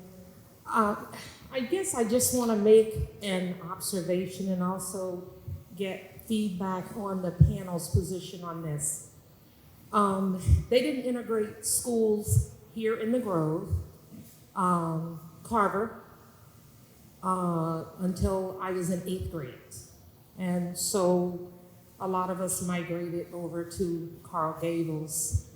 But it's a interesting dynamic that has transpired over the years as we look at the level of gentrification here in West Row. Because when I was in 8th grade, there was an issue with the quality of education at Carver. If you fast forward today, and that was the only black school that was serving the entire South, because everybody was coming to Carver to go to school. Now, we were disbanded, and integration was part of this process. And so I ended up going to Carl Gables.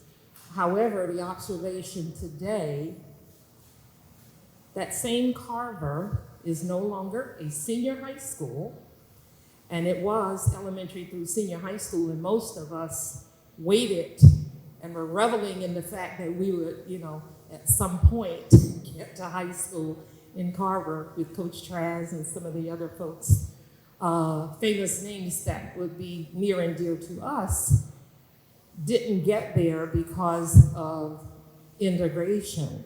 But today, Carver is now in elementary and middle school. International magnet. I went back for the alumni meeting. I don't think there are 10 black students in Carver. So that's kind of a testament to what's happening with integration, because what was once the only black school we could go to because we couldn't go to another school, and today, less than 10 students. And I took the time to ask the question because I could not find any black students when I went back for the alumni meeting. So with that, I asked the panel, there was a time that we cherished the mere fiber of what made us a black unit and what kept us together as a strong family unit. Has integration, have we benefited from integration? Looking at our black units and our black families today, there are positives. I'm not saying that there aren't some positives, but think about the pure fiber of where we were back during that time. I know you spoke of not recognizing that we actually had necessarily an issue, but that's where we are today.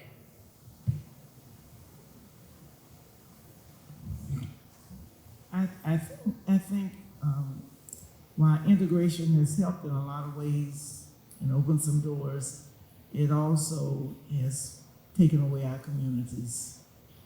And that is that's sad. That is so sad. I like to think about Overtown, Coconut Grove. It was fun to ride 14 bus to come and get off on Grand Avenue from Liberty City, and see my friends in the Grove. It was fun to go to the football games when Booker T played Carver, or North. It was Dorsey and then Northwestern. Those were great times. We had the Turkey Day Classic. That's when Booker T and Dorsey went to battle on the football field, and it was like a holiday. So all of those things are lost to us now. And we tell our children stories about it. And I think I told my children, and now I'm telling my great-grandchildren. And I think they're getting bored. They think maybe you made this up, Grandma. That didn't happen. But it did happen. It did happen. That's the way it was.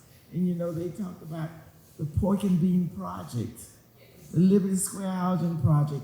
When I was a little girl, we came here to Minor when I was 6 years old. And the Liberty Square Housing Project was a nice place to live for black people. It had the only playground in the city for black children. And so for a treat on Sunday afternoons after church, if we were good, my mother would give us a dime, and we would take the bus, the 21 bus, and go to Liberty Square, get off on 14th Avenue, right in front of the community center, so that we could play. And we would stand on line just to swing, just to have a chance to swing, and we didn't mind it. And it was wonderful. There was grass and flowers. And then things started to change. A lot changed when the expressway came through and disrupted our communities. And so people lost hope. And then that beautiful project became the Pork and Bean Project. I hate that name. I like pork and beans, but I don't like the project being named Pork and Beans.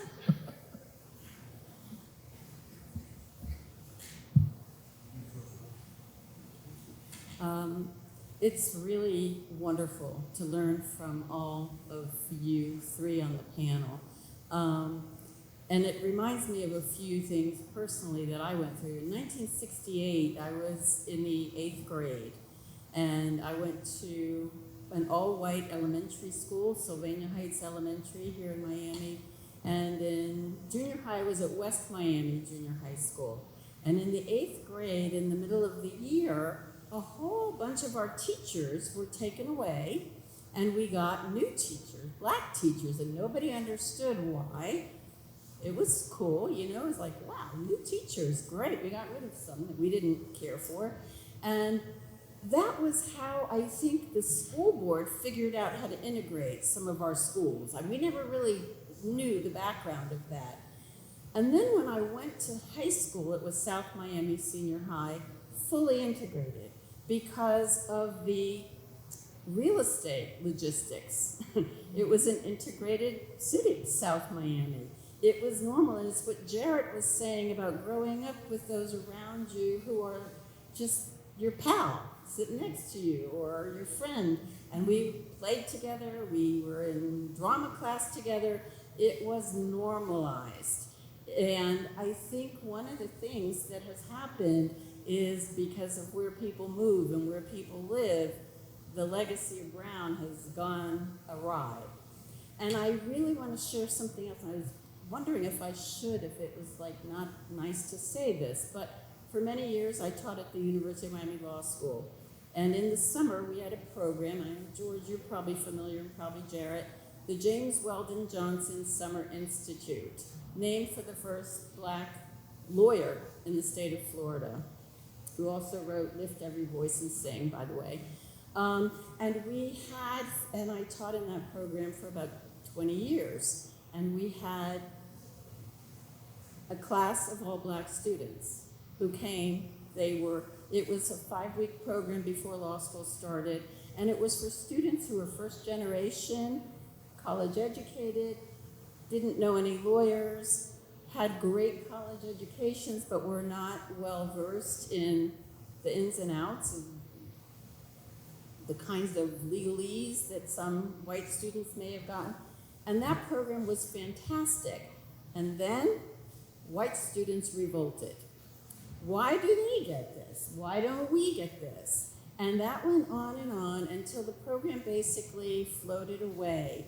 And that really was, I think, a sign that Brown and its progeny has simply floated off into the distance. I'd like to hear what the panelists have to say about the white backlash to that kind of initiative. So I'm going to combine your observations and your observations. I think one of the failings of Brown in terms of how it was implemented was it was one-dimensional. I get the sense that, let's be honest, let's be clear, I believe education is a silver bullet for a lot of society's ills. But it felt like society said, you know what? Integrate the schools and everything else will take care of itself, without taking into account economic development, which is what really walloped our community a lot. It didn't take into account, if you want to do present time, the housing issues I just mentioned. And by making it one-dimensional, people got frustrated. And by making it one-dimensional, our community took a big hit, okay? So I really see it as the failure of multidimensionality, that's what caused it. Now, part and parcel of that also is, there were obviously training programs when they started doing busing, integration. I just feel like, number one, they cut it off. A lot of these white angst students have no historical context whatsoever.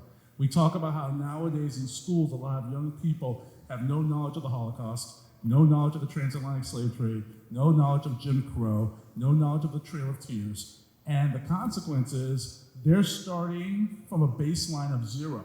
So all they see is University of Miami School of Law has all these programs for the black kids. That seems unfair. Well, okay, in a vacuum, yeah, that is unfair. However, if you look at 200, 300 years of history of why we're doing this, it becomes a lot more illuminating. So part of the issue there is, again, this one-dimensional focus. We love simple solutions, probably because simple solutions pass. Part of it being a lot of these programs are government programs, and part and parcel of the government program is you gotta get votes. I mean, we always talk about our county commission. You have to count to 7. You can't get 7 votes. I don't care how good the idea is, it fails. And so we tend to, forgive me, dumb down initiatives to their most simplistic factor, just to get them passed by whatever the governing body is. And that, forgive me, bastardized version is nowhere near what you need. It's simplistic, it's one-dimensional, and it doesn't get it done. And that, I think, addresses what you've observed very correctly and what you're talking about very correctly. We as a society take extremely complex problems and we don't afford them the complexity that it deserves.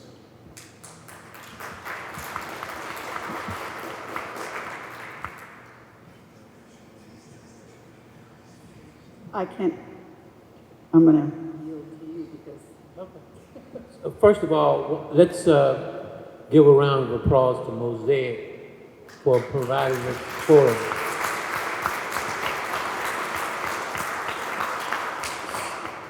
I was thinking we could get this quality of talent that we have up here for a great price. Don't you think the price was right too? And Jared, yes, you needed to be up there. What wonderful different perspectives and values based upon your life experience you brought.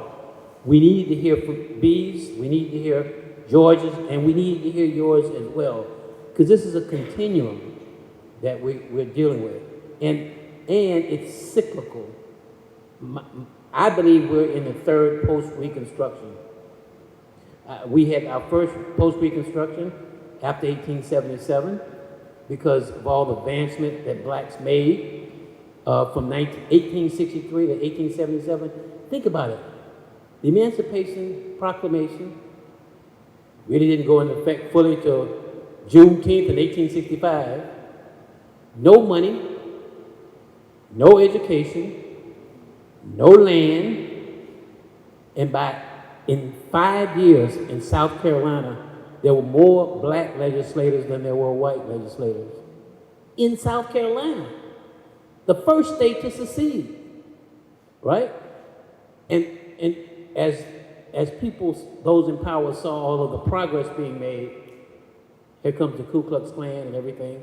And then B and I heard B say, I don't think I'll live to be that. Guess what B and I said before? We'll never live to see a black president. Didn't we, B? We'll never see a black woman in vice presidency. It cycles. And so, George, I was really happy for you to give context to Brown. People don't realize, first of all, that Earl Warren was not a legal scholar per se. He was a politician. He was the governor of the state of California. People were afraid that there would be a civil war if white parents had to have their children go to school with black children. So, George, you're right. So they waited and waited until they could get a majority. The first session, they couldn't get a unanimous decision. The other thing, for those of you who are really interested in this, there are 5 cases. Read the other 4 cases. They were much more egregious and much better. There was only one reason they picked Brown. It wasn't in the South.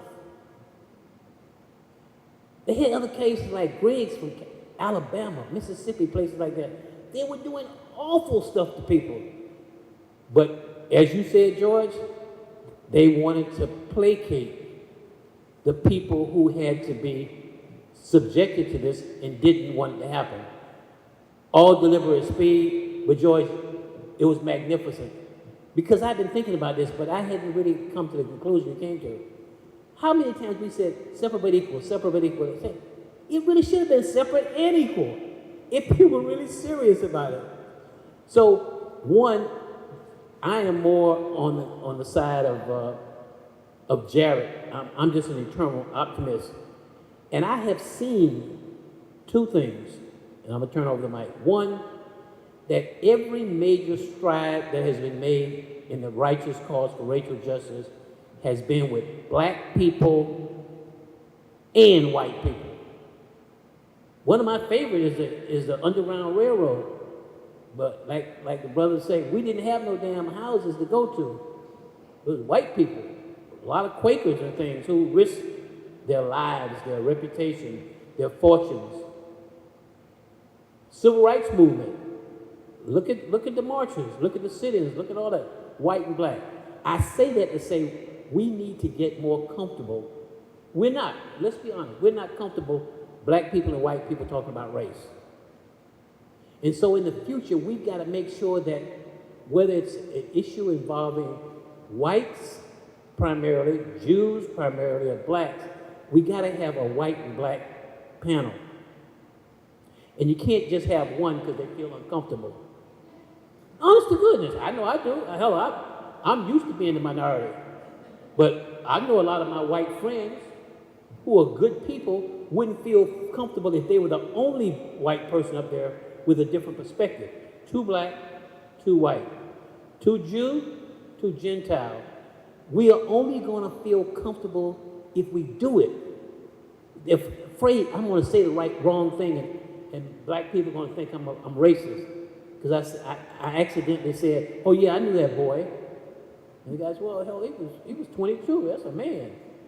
And so, Mosaic, thank you very much. I'm hoping this is being taped. I'm hoping that thousands of people over months and years will be able to see this fantastic discussion. And I hope that the rest of you join me and Jared, the eternal optimist, because we're not necessarily saying that full equality is destinational, but it sure should be aspirational. And I think we can together make some progress.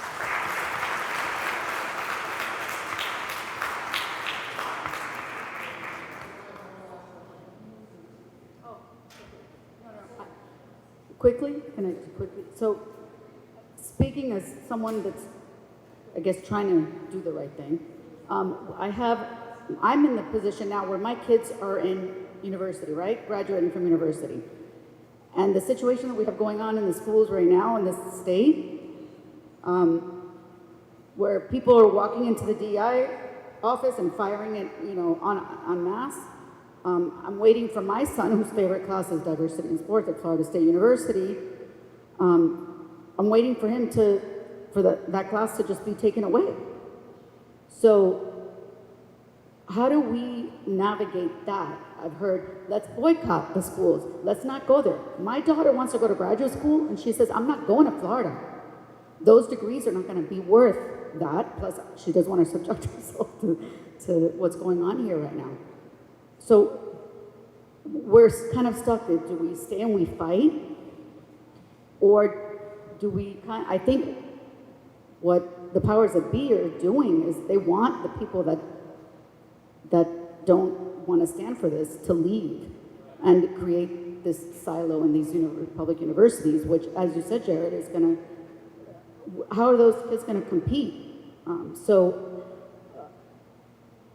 It's like, do I stay and fight? What do we do? It's such a toxic environment right now for university students, and the decisions that they're trying to make for, to advance their careers, etc. I don't know maybe you could speak to that in our universities, considering what's going on in this state right now. And you know what I'm talking about. Well, one word, 4 letters. Vote. And see, this becomes a profound conclusion to all of this, because that is the last bastion, the very, very last bastion that it appears will change things.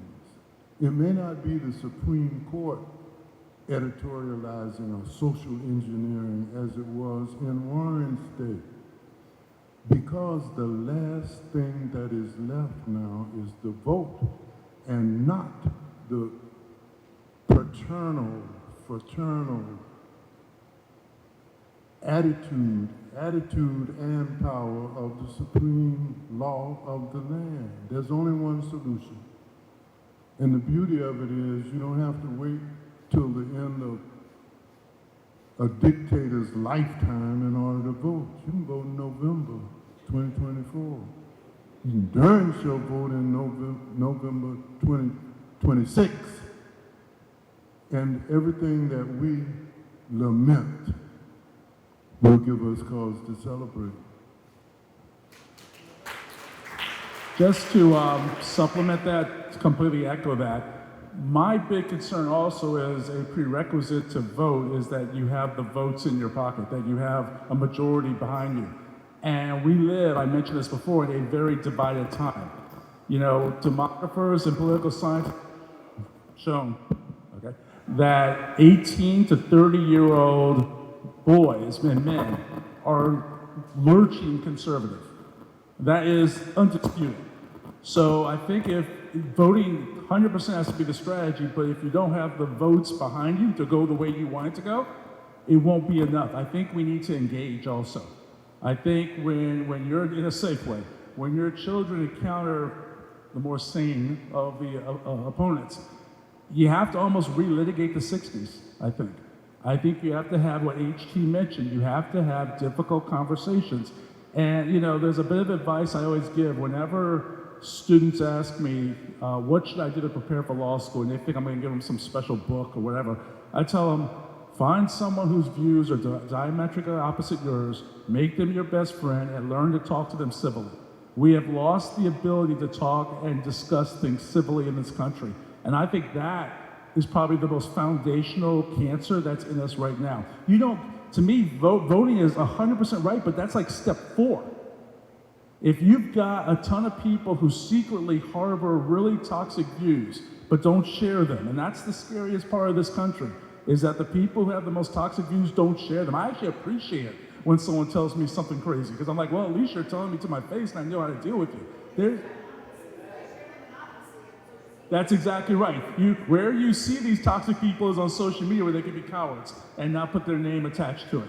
And so at some level, I'm not saying we can reach all or even a majority of them. We don't need a majority of them. It's a majority of a minority. But you are going to have to chip off people. The same way that in the 60s, the 50s, et cetera, and the same way with the abolitionist movement, people always like to kind of go with the last person when it comes to these movements. They never go with the fact that there was a first person and no one agreed with them at that time. And the same way that for the abolitionist movement, the same way for the civil rights movement, the same way for every movement, you had to start from scratch and it was painful. Unfortunately, that's where we are. Because there is, not to be a downer, yeah, the optimist is now bumming everyone out. There's a lot of people with these crazy views. And you have to put them in a strata. There's the craziest, forget them, that's the Klan. Then there's the next crazy. Probably around the next crazy after that, they're reachable. And I know it's the most frustrating sentiment on the planet. Why should I have to reach out to someone on whose views I consider repugnant? I don't think we have the numbers, is my point. We're close, but I don't think we have the numbers. So before we even get to everyone should vote, I think we have to engage each other and have those difficult conversations with the saner contingent of that group. Because you have to drag them back the same way their predecessors were dragged decades ago. I really believe, unfortunately, that is where we are. And part of it is a consequence of lack of education. What I said before, they have no context. I had discussion with people that during COVID, one of the things I did was every month with social distancing, there's 4 folks at my firm. One is a conservative, one's a libertarian, one's a liberal, and then there's me, the moderate. And once a month, with social distancing, we would sit there. The libertarian would fry up some food. He had this big egg thing. And we would drink bourbon and just go at it with politics. And not just for fun, we would say, these are important issues, let's talk it out. And each of us influenced one another in that context. Universities need to get back to that point. Rather than screaming at each other, rather than calling each other names, rather than all the ridiculous ways where people think that they're doing political advocacy, we gotta get back to saying, okay, what's your view on it? Can I share with you my perspective on that?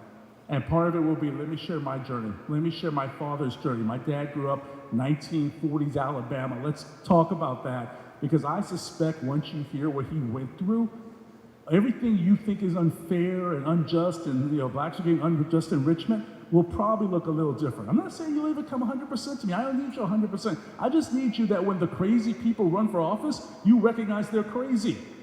That's all I care about. Whether or not you 100% agree with my political views, I don't care, but I do care that there is a demagogue out there who's manipulating you right now to get your vote. And so right now, those people going to the voting booth, we lose. If you engage them and then they go into the voting booth, I do believe we win. Uh-oh, he gave me the mic back. No, I'll just say that it's good to have a debate about what the strategy is. And there are alternative strategies as well, because there are some who say, I'd rather be a market. I'd rather be marketed by both candidates for public office, because politics is nothing more than a superficial means by which people make deals. And you either pray for integrity, or integrity is inherent in the honest brokerage of favor and advantage. And so we can glamorize it by talking responsibility. We can intellectualize it by talking issues. But what I know, for example, is in the state of Florida, in the present situation, there are 150,000 registered black male Democrats who did not vote in 2020. And the margin since 2010 in the presidential election in the state of Florida has been 22,000 votes or less. And so if I say to the ones that I just mobilized based on Jared's suggestion, let's see what all of them have to offer us, since we will determine the outcome of this election. And let's see who's trustworthy and who's not.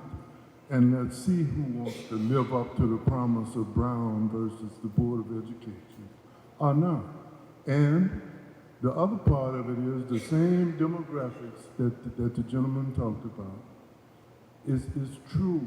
We don't have to make reference to race in order to mobilize common purpose in terms of the choices that need to be made, and we got to take our chances.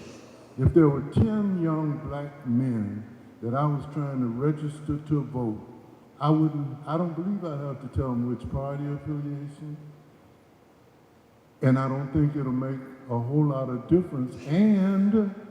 And some would say, register people to vote in the Republican primary, because you can change your party affiliation after the primary and within 45 days of the general election. So don't get cynical, but let's get flexible about how we play politics, as long as the core of our culture remains intact. So I agree.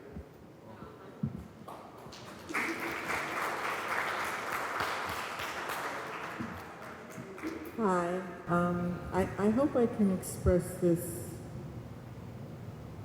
clearly, because first of all, I remember very well Brown versus Board of Education, but I didn't grow up here.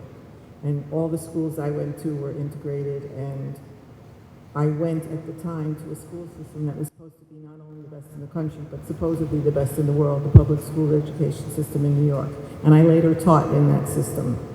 And what I'm hearing, which I had never realized before, except for the busing, we've never talked about the busing issue. And to me, I always found that disturbing. I went to a neighborhood school, I walked to a neighborhood school. Okay, separate and equal expectations. It's the lack of expectation that you've been talking about. There's no equality of expectation. And when there's equality of expectation, everybody learns. You're smart, you learn. You're not so smart, okay, you go to vocational school. In other words, we're addressing the outer rather than the inner. And when I taught from the perspective of, I went to public school and I got a really good education. I may have been in special classes, I may have been smart, all of the above. However, when I taught my kids the same way. And they were in Harlem, in one of the worst neighborhoods around. And they later told me, like 20 years, they found me on Facebook and later told me that they could tell the difference between the way I taught them and some of the other teachers taught them. And that's because I came from the perspective of, why can't you get an education? What, if you're smart or you're not, or whatever it is. I think the point is that I had not realized until this discussion, which I found extremely, extremely informative and interesting, that there's an implicit value in taking kids out of their neighborhood and sending them to another school because the kids look different and because the expectations in that school are different. Whereas bringing the expectations to the neighborhood where the kids live and can keep their friends and they don't have to get up 2 hours early and all of the above that I always found disturbing about busing would change the outcome if there's expectations and parent involvement. Those are the two things that charter schools have that maybe supposed public schools don't have. I'm not even going to get into how I feel about taking kids out of public schools, but that's my sentiment, that it's expectations and parent involvement, at least in terms of the ability to get educated. That's my 2 cents. I don't disagree. I think the only thing I would say is expectations tend to get driven by environment. The literature is pretty clear that that's true. 3rd grade tends to be an inflection point, and if the child hasn't had the sufficient investment, et cetera, by 3rd grade, it becomes exponentially more difficult. And so let's say you have a child who didn't get that investment and now they're at 8th, 9th grade. I'm talking about from the beginning. I know, I'm just giving an example of how, in my opinion at least, expectations get driven by environment. Yeah. And then you get into the socioeconomic, the economic development, the housing, all the other stuff we talked about. I'm not disagreeing whatsoever. I think when you level set at a certain level, the expectations are paramount. That's driving everything. But when you're dealing with a lot of exogenous variables that are all pounding down, insufficient investment through 3rd grade, housing issues, economic environment, et cetera, that inevitably is going to drive expectations down. It shouldn't. Again, we live in the world of the real. We live in the world of what is as opposed to what should be. So I agree with you. I just think it's kind of like what I said about the multidimensionality. I just think it's more complicated than that. Does that make sense? So, I think we have a question over here, although sure. One last question.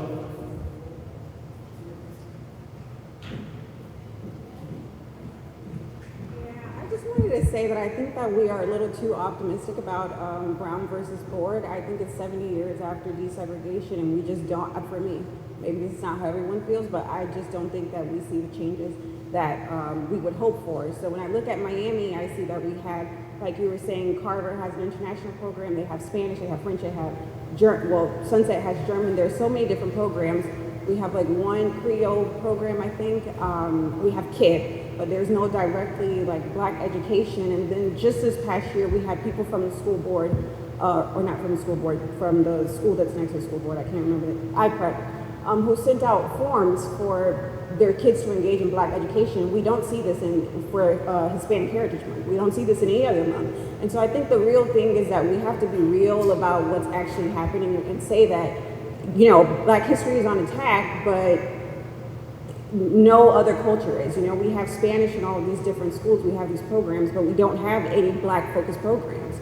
We don't even have them for the rest of the African diaspora.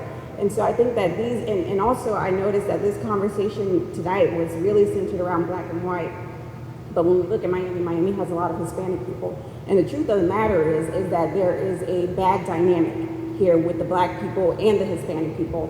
And so black people we fought for all of these rights, and the Hispanic people have come here and they discriminate against us with language. They implement their programs in schools, and they discriminate against black people. Like my son was discriminated against, and they treated him, and I think that systematically this is something that may have been taught and picked up, but either way, they discriminated against him, and they also discriminated against me and completely denied me my rights. And when I asked them about it, I mean, they have so many civil rights complaints in Miami-Dade County School Board that they couldn't even give me a copy, and they said that it would take $10,000 to get public records. If you know public records, they only charge a few cents per paper, so that's a lot of paper, which means there are a lot of civil rights complaints in this county. And so I just think that, for the black people, when we talk about desegregation, all these things, I just think that black people maybe need to wake up, because I think that many black communities have been integrated, and we are integrating, but other people are not. The Hispanic schools are not, the white communities are not. And what's gonna happen is we're gonna wake up and we do not have black communities. They're gentrified, like you said, they're black schools, historically black schools who do not have black students in them, and they're continuously under-resourced and underfunded. And I think that, but I think that what we need to do is, sure, we can vote, and it's the politicians, but it's also the people on the floor. We are the people, the power is in us, and if we want to see change, then we really have to come together. And so it's also the people, the individual people. I think you said that it's like, you said something about it's the individual person. And so we can say that these systems have things, but really it's the individual person who's in the school board, who's in charge of that budget, who does not allocate those resources correctly. It's the individual person who's in the school board who says, okay, we're gonna give it here, we're not gonna give it there. Like you said, there are billions of dollars that are missing. So we as a people need to hold these people accountable, and if they're not doing their job correctly, or they can't seem to be unbiased, then we need to activate and get them out of there. And that's my... And the one thing I would point out, my statement before was referring at the state level and the federal level. Miami-Dade County is a little different, particularly because the school board seats are siloed off just like the county seats are. So here, the tactic is just vote. You vote, it's going to have an effect. I'm talking at the state level and at the federal level. That gets a lot more complicated. So let's give our panelists one last round of applause. Thank you so much. And thank you for joining us tonight.